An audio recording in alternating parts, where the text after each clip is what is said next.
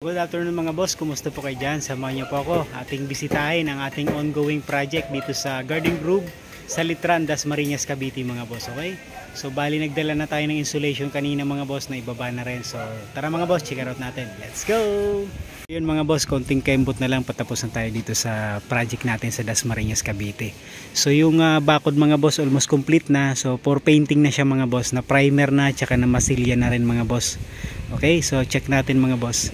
So dito yung pinakang entrance mga boss. Bali ito yung sa vehicle gate, tapos sa service gate naman mga boss. So bali dalawa yung service gate dito, isa dun sa kabila mga boss, okay? Yan.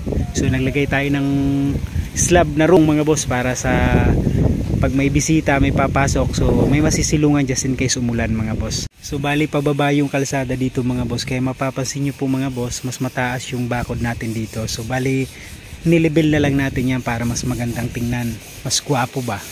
Ito yung additional na service gate, okay? So daan ng tao mga boss, yan. So yan si Boss Jeff, siya yung in charge dito. So ito naman yung insulation na dala natin mga boss. So bali ito yung gagamitin natin dito sa roofing, sa extension mga boss, okay? So ito, napabend na natin yung stainless gutter requirements natin doon sa Cavite project mga boss, okay? So galing na rin tayo ng Planta Unimer Trading para kinuha yung insulation foam, okay?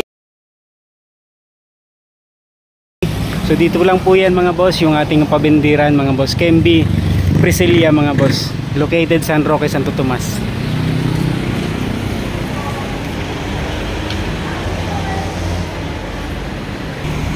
So yun, binigyan natin ng tip si kuya yung nagbend. Bali plastering, kinakantuhan na yung mga bintana mga boss, pati yung pader mga boss, okay? So dito sa labas mga boss, maglalagay tayo dito ng service area, okay? So open area lang to mga boss, pero may bubong siya syempre.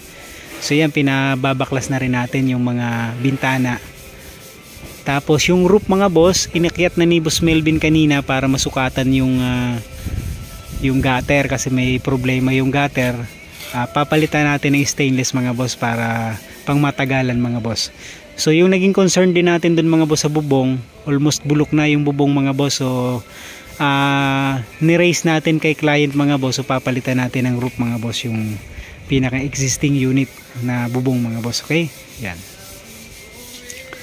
So halos complete na mga boss. Yan. Konting-konti na lang mga boss. So may konting revision pa tayo dun sa may main door. Okay? Pati yung circuit breaker mga boss, yung panel niya nilipat na rin natin dito.